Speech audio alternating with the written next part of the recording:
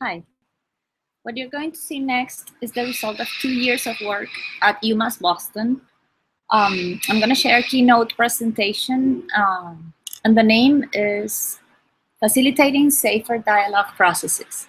It has to be in English, although I'm from Caracas, Venezuela, because I'm doing it as my dissertation synthesis work for graduation at my master's program, and the requirements are in English. I apologize for that, and I will try to record in Spanish later and translate the presentation. The videos have been done in Spanish and have been preserved in Spanish. The idea is to make Venezuelan voices heard, and I have accomplished that. There are translations, subtitles in English, so people in the US can understand the words that they are listening to in the videos.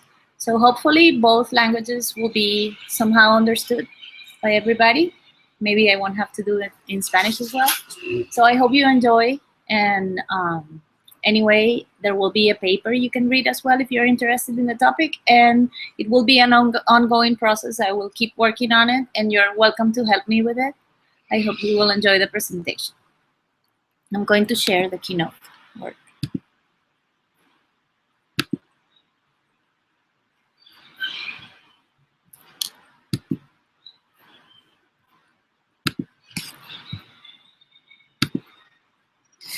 Facilitating safer dialogue processes. Story impression, what happens next? I'm going to share an anecdote in New York based on a true story. An elegantly dressed white couple is walking down Park Avenue. The wife proudly shows off her new handbag, a real Hermes worth $15,000. Their limousine awaits on the sidewalk outside a famous department store by Fifth Avenue. Suddenly, there is a great commotion, and a stout black woman with tousled hair rushes out of the department store, running towards them. This is based on a presentation by Professor Michael Clark, spring 2013 at Harvard University. If you haven't paid close attention, I will come back to this slide in a minute. The idea is that you think about what is the husband's reaction and why, what could be the wife's reaction and why, and who could them be? Make up your own story. Just read the story again, think about it carefully, and just make it up. What do you think the husband may have done? What do you think the wife may have done? And just make up your story, like a novel. Who could the woman be? What did they do?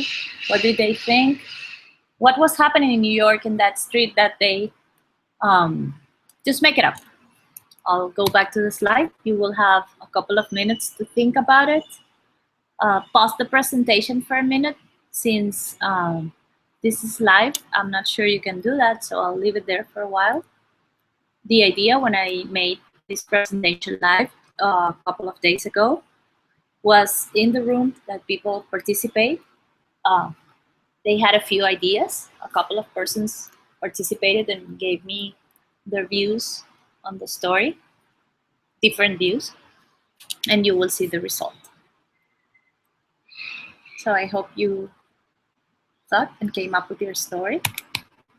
Again, what is the husband's reaction and why? What is the wife's reaction and why? Who could them be? Make up your story. We'll come back to this in a while. Beliefs and prejudices. Our vision of the world depends on our beliefs and prejudices. They are a consequence of our experiences, personal history, and other things. If I say the word cat, just think of an image. What comes immediately to your mind? What comes to your mind has to do with your experience, what has happened in your life with that kind of animal. And probably you thought about number one, or maybe two or three, who knows? It depends on what you experience in your life with cats. Which one did you think of? What labels would you give to each of these? How many times have you realized that you inadvertently mislabeled someone? How many times has the cute cat turned out to be the tiger and the lion turned out to be the softest pet? In our lives, many times we mislabel people. Bread. When I say the word bread, or when you see the color red, probably it's easier. An apple comes to your mind, flower, just the color red. To me, my little girls come to my mind dressing in red. When I say the color blue, same thing. Just maybe the sky comes to your mind, a pool, or just the color blue. Doesn't happen that way in Venezuela when you say mostly the color red. You will see how when I play the first video in my presentation. According to Nobel Prize winner Mario Vargas Llosa, lack of tolerance has filled Latin America's history with blood, pain, and sufferance. El Economista 2011.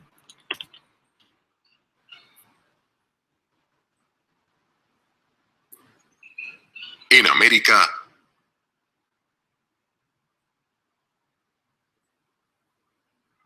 hay un lugar que se encuentra con el Mar Caribe.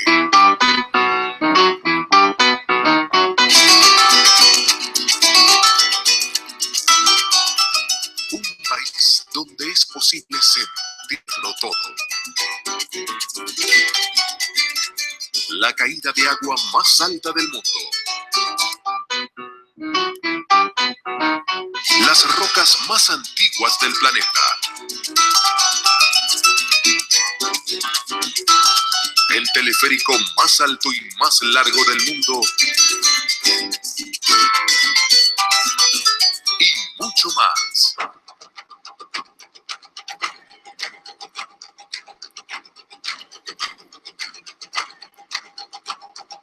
Todo en Venezuela.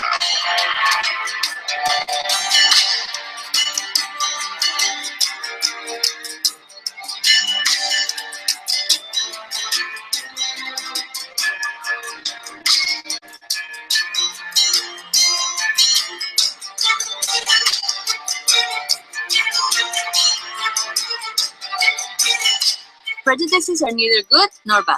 They can sometimes save our lives. They help us to react quickly and appropriately. However, they can also skew our perception by limiting our understanding of the world. They can cause ruptures between people of the same land, even within the same family. In Venezuela, as you saw in the images, we are currently divided in two groups or coalitions. I am going to identify them as red and blue sides. Red represents supporters of the government, former deceased President Hugo Chavez sympathizers, and blues are the opposition. Dialogue between people with different views is no small challenge. Social differences arise more commonly than we are willing to acknowledge, and they complicate and even stop interpersonal encounters from happening, where there is simply no dialogue, no interaction, instead of a fruitful and enriching critical and creative thinking safe dialogue. This is the reason that drives me to study ways to motivate bonding, social interactions, and engagement to help streamline critical and creative thinking spaces for dialogue. And this is what my synthesis is all about.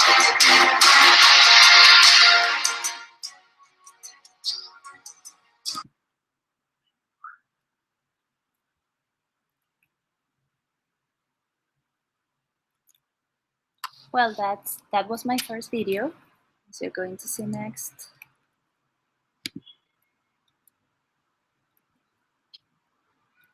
I went to Boston in 2013. I was in Venezuela, and we had the opportunity to move to Boston for a year with my daughters. Before moving to Boston, I want to share a short story. My daughters go to Santiago de León de Caracas, a private school in Caracas. My oldest daughter, you can see her in the left-hand side corner to the bottom. She's there in a picture with Leopoldo Lopez, one of the opposition leaders. Just by chance, he's dressing in blue. Before leaving Caracas, she was asked as a school project to interview someone that she admired, a role model, and she picked Leopoldo Lopez for two reasons. The first reason was that he attended the same private school that she was attending and her sister. And the second reason was that Leopoldo Lopez joined the same graduate school program that my daughter's father was going to attend in Boston in 2013, the Kennedy School of Government. And obviously the third reason is that she admires him a lot because he was the mayor of our district, our community, where we live. He created many nice community places we attend, like a nice square in our neighborhood. He diminished criminality in our neighborhood. Um, he cleaned the community. Um, he has done many things and many concrete things that she has seen herself during the time he was the mayor. And actually, um, she admired him. She admires him a lot. So they had a very nice interview. I actually have the source for it, and probably one day it will be included in my videos. And so we left to Boston. We came to Boston. We lived in that beautiful greenhouse. We rented the top part of the house in Cambridge, and we lived there for a year. After we were there, like a couple of months after we got to Cambridge, Leopoldo Lopez was incarcerated by the government for no apparent reason. It's a long story. You can Google it. And that was pretty shocking for my daughters and for myself.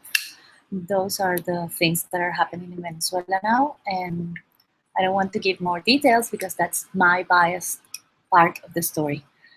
Part of my synthesis has been to make the Venezuelans' voices heard.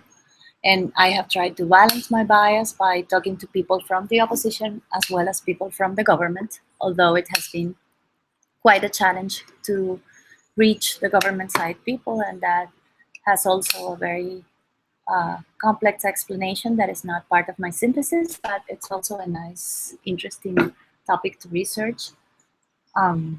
You will see as the synthesis progress more detail on how I approach this challenge and this work. But now, back to CCT and my 2 years in the Master of Arts. Here is how I chose my courses. I spent 4 semesters at CCT. My first year I spent in Boston, and my second year I had to come back to my country.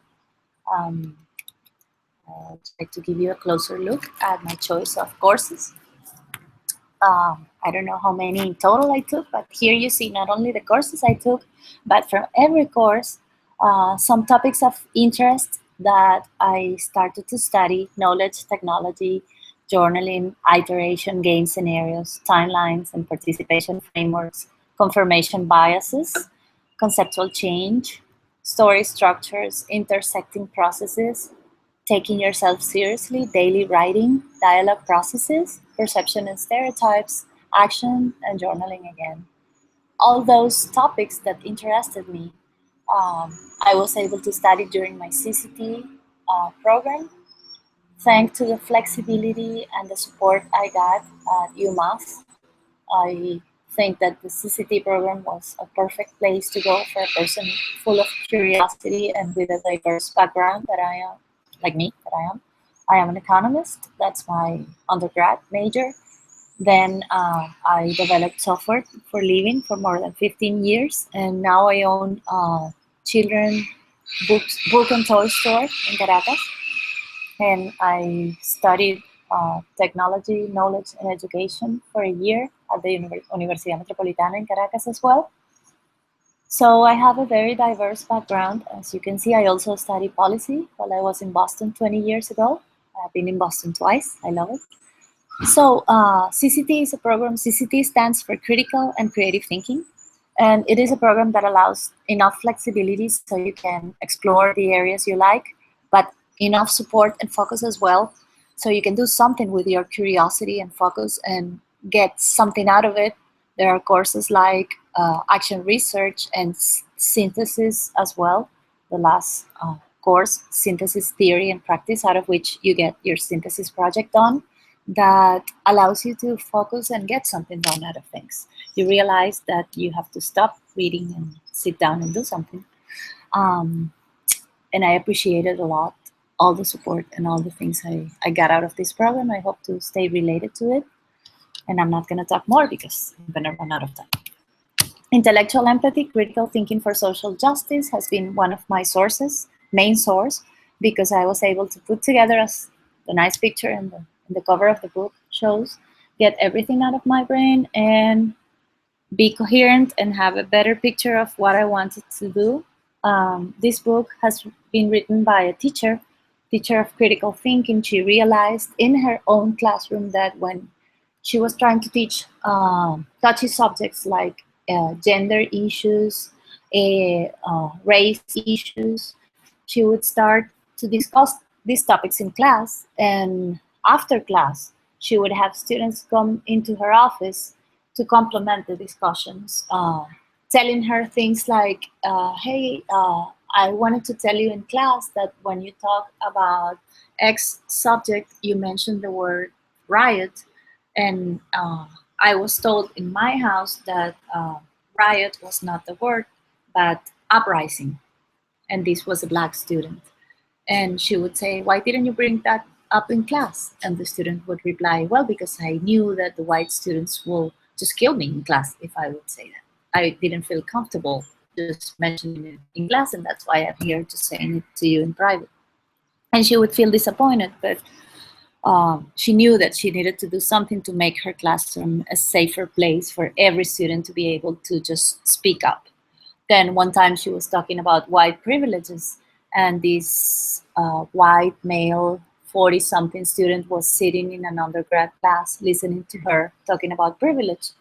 And after class, again, the student went to her and said, look, I felt very uncomfortable in your class because you were there talking about the white privileges, and I'm 40 years old, I'm in your undergrad class, my wife left me, my daughter left me, I just own this very old car, and if it breaks down, I won't be able to come to class. I lost my job. I barely have money to eat.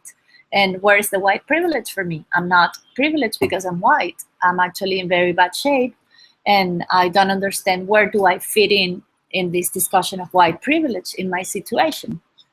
And she again felt that this must have been discussed in class because it would have enriched the discussion, and the classroom again was not a safe place for every student to be able to speak up and enrich discussions with these topics. So this book is about how to make places and communities and groups safe enough for people to feel that they could say anything and feel that they will be heard and they would be respected, whatever they say. And that's why I'm trying to do the same thing she did and try to understand the tools and the processes you can implement to be able to get people to feel comfortable enough to speak up. I recommend this book to anybody that is interested in critical thinking for social justice. I forgot who gave me this book to read. I think it must have been Peter or Jeremy or one of my Team Awesome members in my classrooms. Anyway, thank you for whoever directed me to this reading, and I recommend that anybody that is interested in this topic reads this great book. Social is another book that was important in my research. It's by Matthew Lieberman, and it talks about why our brains are wired to connect. I'm very interested in the topic of neurology and how the brain works.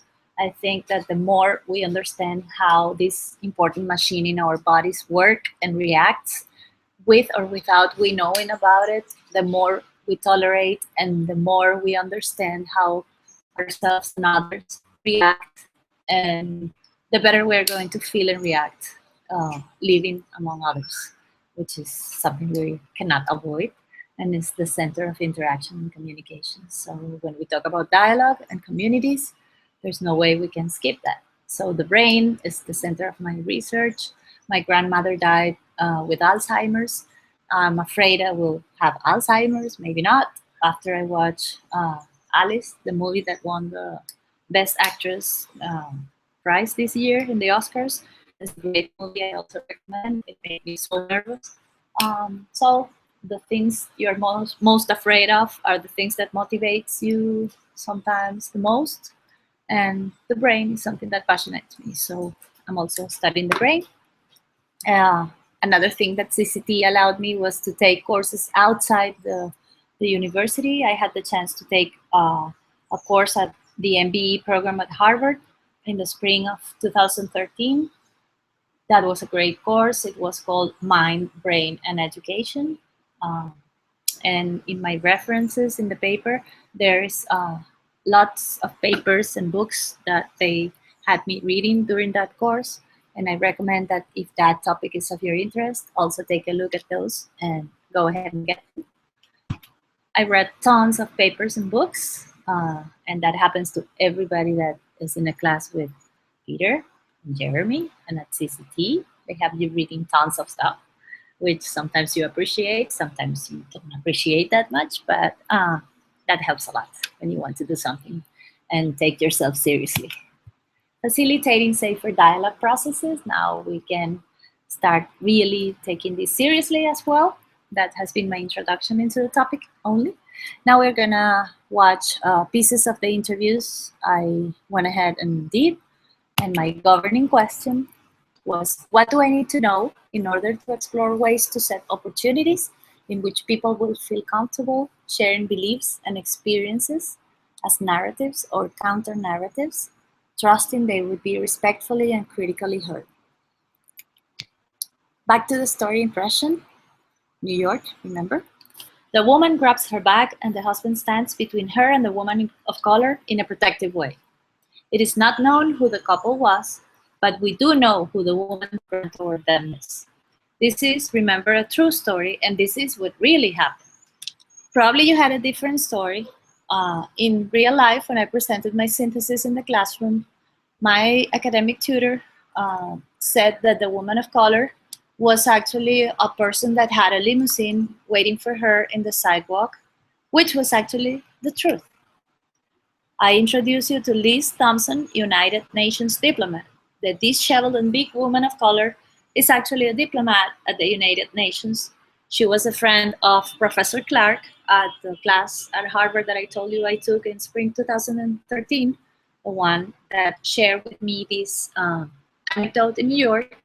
She holds the highest executive position appointed by Kofi Annan himself in 2010. And she was actually that morning hurrying to her limousine, which was also waiting for her on the same sidewalk as the couples. She was running because she was late to a meeting with several ambassadors to the UN meeting that morning in New York.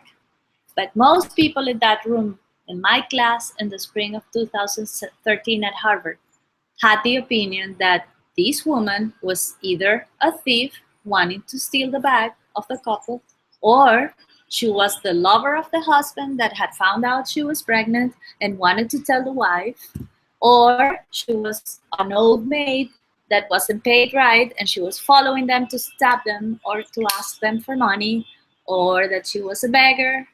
Many stories made out of prejudices. So you do not have a lot of information about the scenario, but you can make some educated guesses based on your previous experiences. If you want to know about this phenomenon, you should read the book that I recommended, Social, or you can read many books. There is another book called Thin Slicing, and it talks about the ability to extract information from the thinnest slice of experience.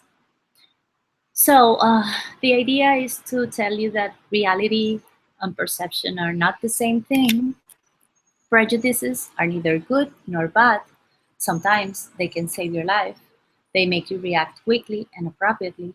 If you're walking down a tunnel, dark tunnel at night, and you see, as Dr. Clark says, a big, huge black man like he is coming towards you, you better run the other way. But, however, they can also skew your perception by limiting your understanding of the world. He also talks about his difficult time when he was a student at Harvard, and his difficult time as a teacher in a white neighborhood, a black teacher, and how he was sometimes even mistreated. So when you hear those stories from a person, an educated person, a nice person like he is, obviously you say, oh, wow, I would never do that. But in reality, we sometimes do that because we all have prejudices. We all share stereotypes. They can cause ruptures between people of the same land, even within the same family. And that's the reason that inspired me to work on this synthesis project. Perception goes well beyond the perceived information Brunner, a psychologist, said that long time ago, the year I was born, 1973. Psychology has shown repeatedly how people do not perceive reality in an objective and impartial way. Individuals adapt it and expand it in a very personal way. So let us not confuse what we observe with what we might infer from that observation. Venezuela, beautiful, looks peaceful. You can find mountains, cold weather, warm weather, beaches, sand, whatever you like. But it doesn't matter what side you're on. It doesn't matter what's your color, red or blue. Something is definitely going on in Venezuela, and there is no doubt about it. That I'm sure of. Two irreconcilable projects, Balestrini 2008. Since the beginning of the century, in the Venezuelan reality, two political projects are discussed. Two visions of the country take the reading and interpretation of reality. The dynamic that results from it are opposed. They are located in opposing paradigms, truly irreconcilable spaces. The link to the full version of this article is cited at the bottom of my slide. This vision is from Miriam Balestrini. I would have liked to get an interview and show it to you and get her voice to you as well, but she refused to be taped. I had the opportunity to talk to her twice, very long. She is actually what I would call a radical, and I dare to say that because she defines herself as such in a way. She, and this is something that her own son says, because he was there when she said so.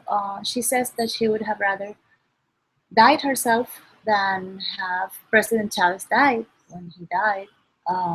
And I say that that's a very personal and private phrase she shared when President Chavez passed away, just to let you know how much she supports this government and how involved she is with the idea of socialism, how much she believes in this idea, and how committed she can be.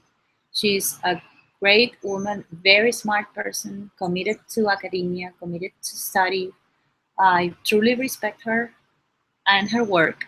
She has published many books and many articles. This article is a public one, you can go and read.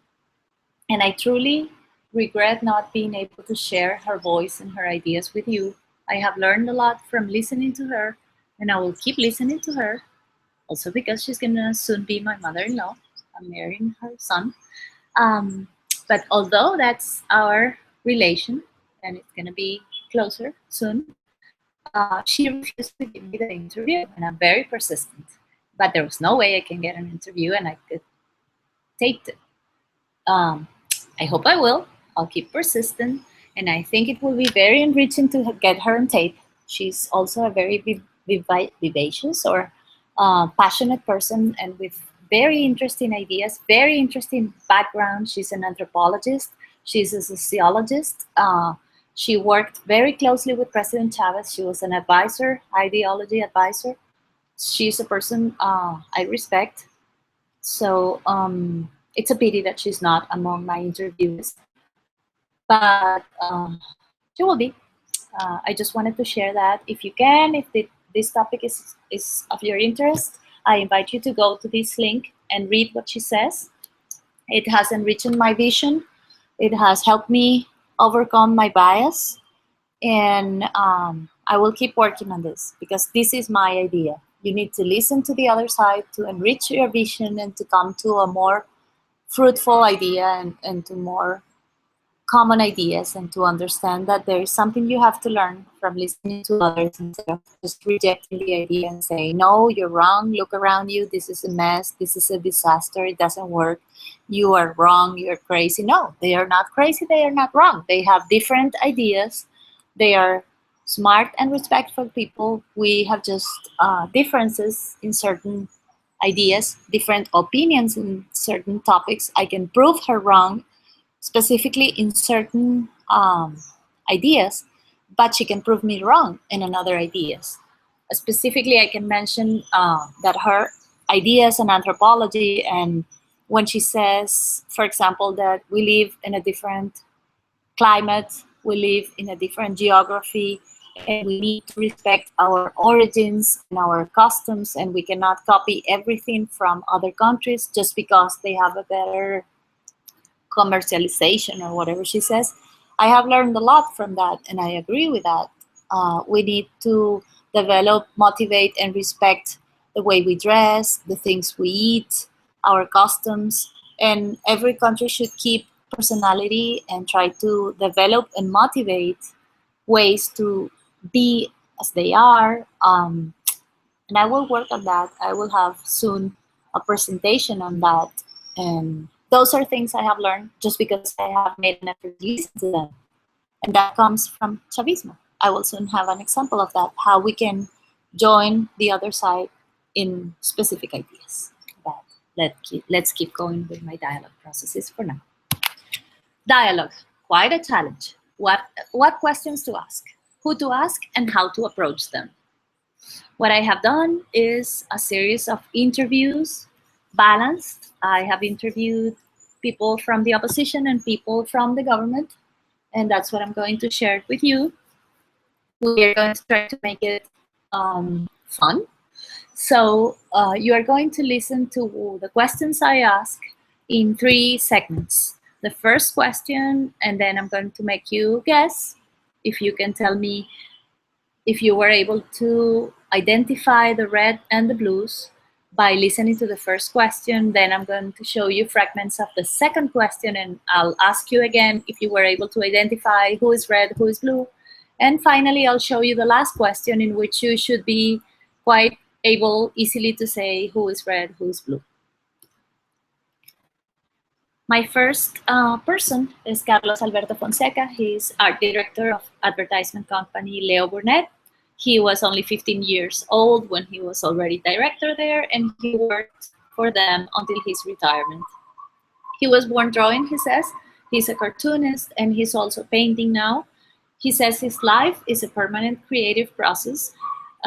That's also the reason why I'm starting with him. I cannot help saying that he's my favorite interview, and that's a good hint, because he's a creative person, he's an artist. He's so sweet as well, I love him. Obviously, I'm related with him. He's my father-in-law. I have to say that this work has been, in a way, a personal journey. And for CCT, I think he's a great interview. Apart from my dialogue processes, he talks about creation, and he talks about the importance of being honest with your work. And he says, well, you will listen to it. Let me not talk about it, but show you. I hope you enjoy it. He also has shared with me his work. There are like 3 or 4 cartoons that he allowed me to use from the work. And although they are local jokes, I hope you understand and share with us. The first one is here, and it says, I do agree with dialogue, but please don't hit me. And the first words he shared with me in the interview were, I'm going to say it with a cartoon, obviously.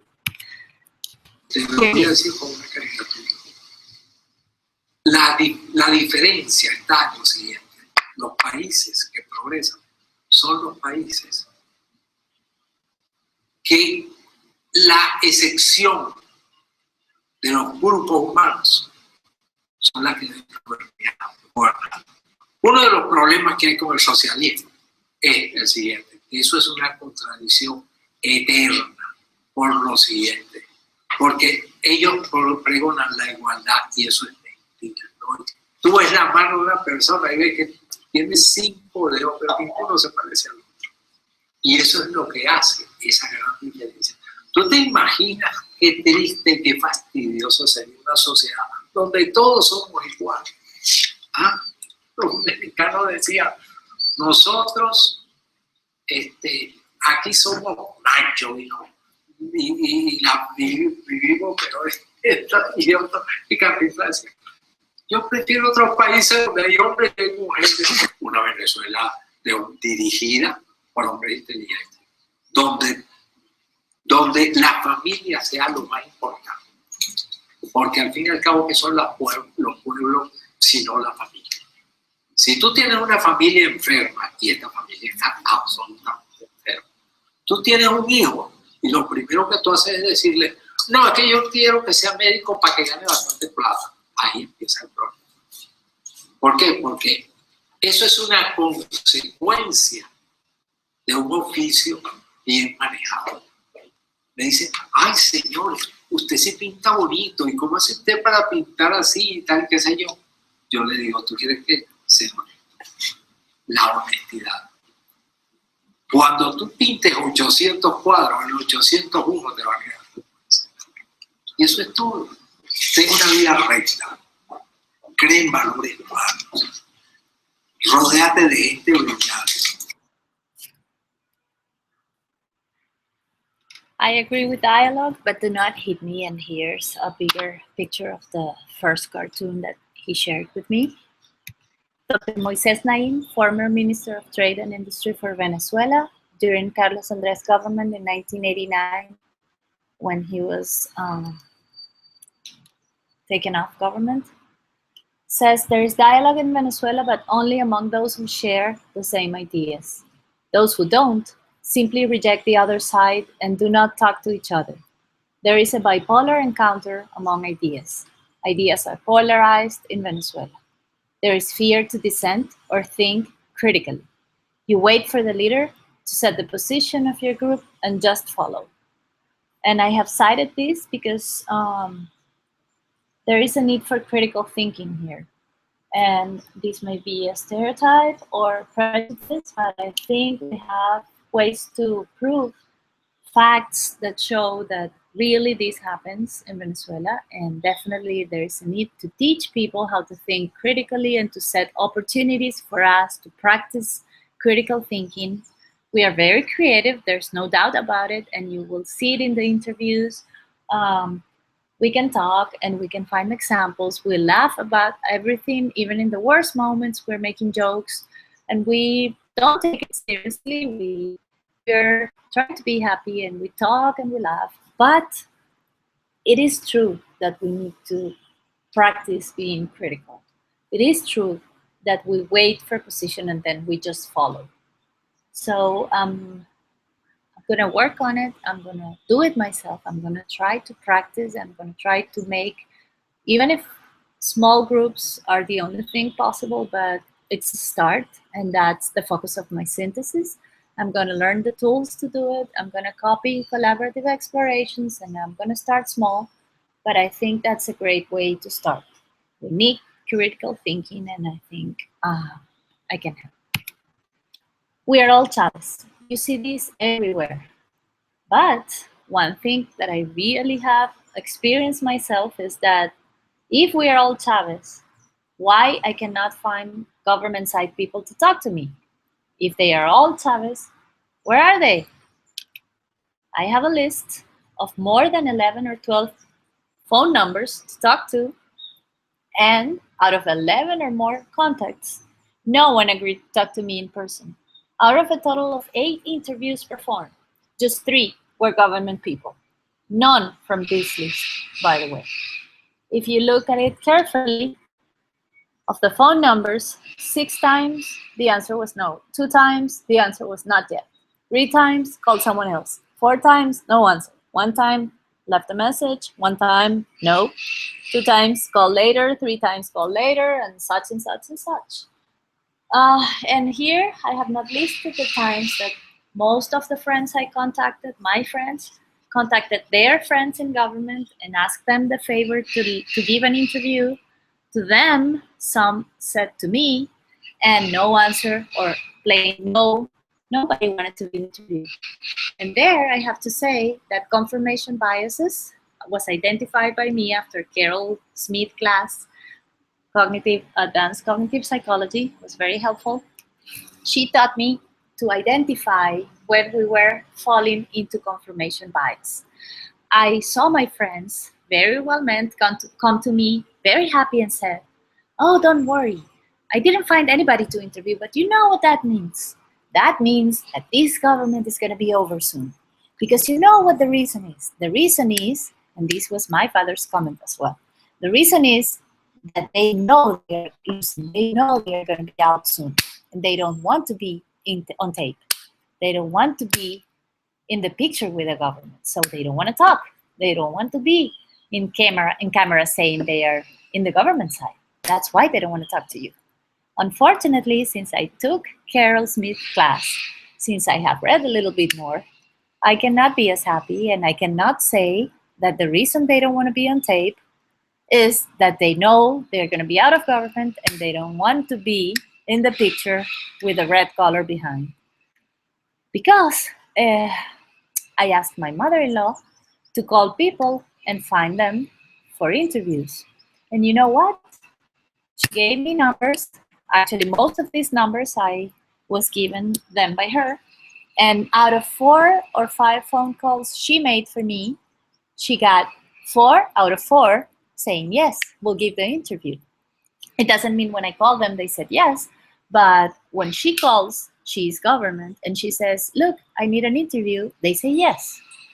So that's another work there. Nice research work. So I think I could get some grants here to keep working on this. Everett Gonzalez works at a restaurant in Caracas. He has been in the business for more than 20 years.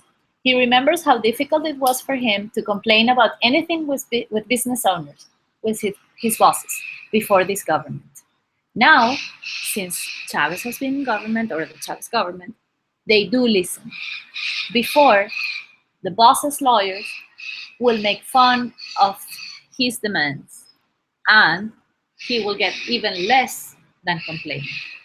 They were friends with each other, the bosses and the lawyers, and the employees will never win a demand. He used to tell me, or he told me before the interview, that he would go to the ministry, where you go when you have a difference with your boss, when you're quitting and you want more money than the boss is giving you. He will go there and say, look, I need to complain because they are giving me less money, blah, blah, blah. And the lawyer's boss will go with him to the ministry, blah, blah, blah. They will sign the documents. And when he went back to the boss place, to his job, he will find that the lawyer was sitting there and drinking wine with the boss and laughing at him because they were friends. And maybe the people from the ministry will also be there sitting down and eating at the restaurant and laughing and having fun because they were all in power. They were all friends. So he didn't have any chance of winning any demand because it was all a joke. And now they are empowered. Now they do win demands. Actually, the joke is the opposite now, that the bosses now lose every demand because this is the government of people, the government for poor people. Now bosses are not allowed to fire anybody. And every labor demand that goes into the ministries are won by labor people. So we're on the other extreme, but obviously it's easier for labor people because before the power was in the hands of the powerful. Now the power is on hands of the less powerful. Ever González. Bueno, sería una Venezuela donde yo pudiera ir, salir con mi hija a un parque, disfrutar, no tener aquel miedo, poder salir en las noches. Me ha pasado que he buscado una farmacia, no he encontrado, he ido a 10, 15 farmacias, no encuentro medicamentos, tengo que usar unos genéricos. Y bueno, esa es la Venezuela que yo quisiera, una Venezuela donde tanto si uno azul y el otro rojo, mira, no entráramos en confrontaciones y fuera mejor para todos. Beliefs and prejudices. Our vision of the world depends on our beliefs and prejudices, as I have been saying so far. They are a consequence of our experiences and personal history. If you noticed, Ever mentioned the colors red and blue. I didn't say anything about the colors red and blue. It was just a very powerful coincidence that he used the stereotypes that I told you about. He used the colors to mention to the sides we are divided on. So here's a perfect example that we have changed the meaning of these colors to mean political affiliation in my country. Tengo un lema que digo siempre que este país, yo quisiera que Venezuela fuera culturalmente mejor. Para mí un país sin cultura es un país sin nada. Pues aquí en Venezuela tenemos mucho dinero, somos un país petrolero, pero lamentablemente yo siempre digo que sin cultura no llegamos a nada. And there's another stereotype, I think, and I may be biased in saying so, but we used to have a very literate person for a long time in Venezuela called Arturo Uslar Pietri, and he won many prizes in literature. And he used to say that we had to get the oil and plant it to see if we got something back, because one day we were going to run out of oil and we will have nothing. So I don't know if you paid enough attention to listen that he said that we were very rich because we had oil. This is another cartoon. We have boats, we have planes, we have towns, people, and the answer is yes, but what we do not have is milk. So I think we are getting close to that moment where oil doesn't make us rich anymore. Cuando un humorista se burla de un gobernante, eso es preocupante. Pero cuando el gobernante se burla del pueblo, eso sí es grave. Y en eso, y yo creo que es nuestro gobernante. ¿Cómo es posible, mi amor? ¿Cómo puedes tú creer en un individuo que le dice que Chávez es su papá cuando él sabe que eso es mentira? ¿Ah? Y que además manipula ese concepto teniendo a su papá vivo. Eso es una falta de respeto, chicos. Entonces, esos valores, yo...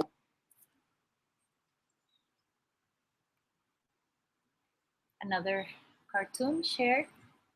Our sport is not soccer. We play the country instead. So Ebert talks about the importance of culture, and another value shared by Fonseca is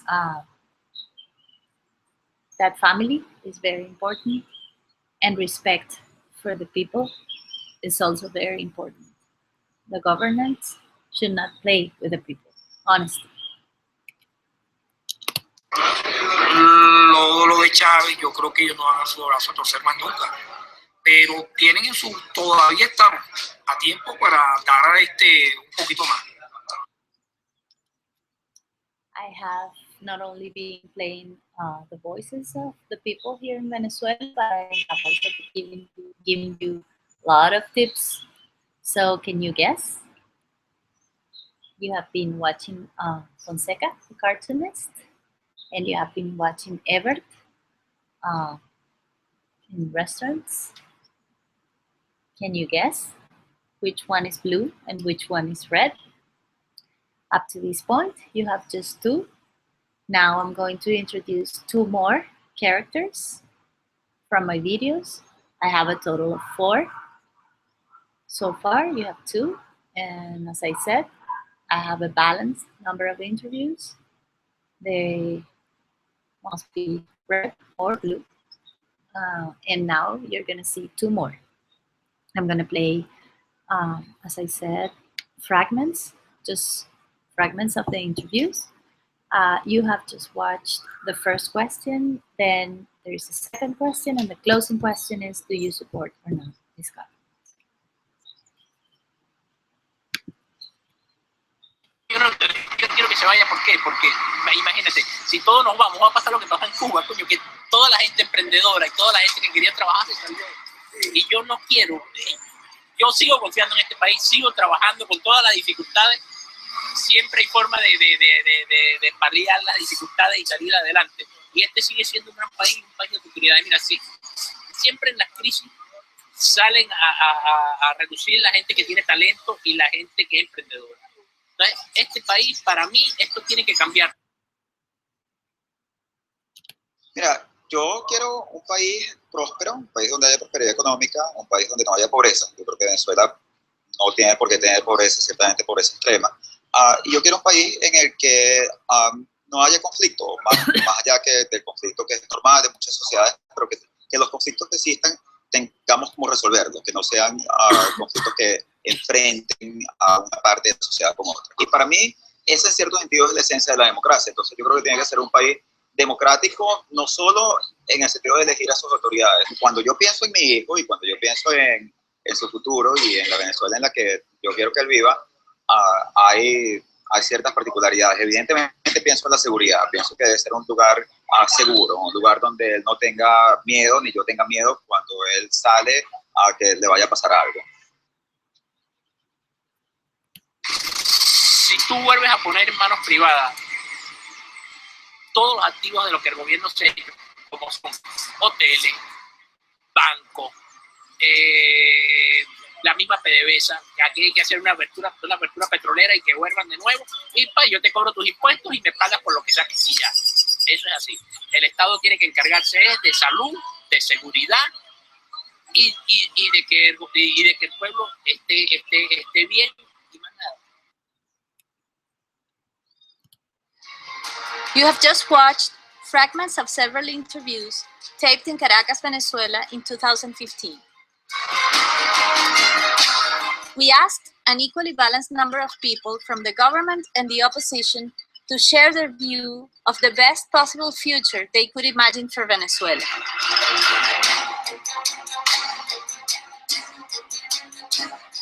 Even in the most polarized and even violent scenarios, most of us share dreams of democracy, peace, open and safe spaces to play with our children, and job opportunities to make a better living. My goal is to find ways to allow one another to listen to the other side's view and realize they have more in common than they could have ever imagined.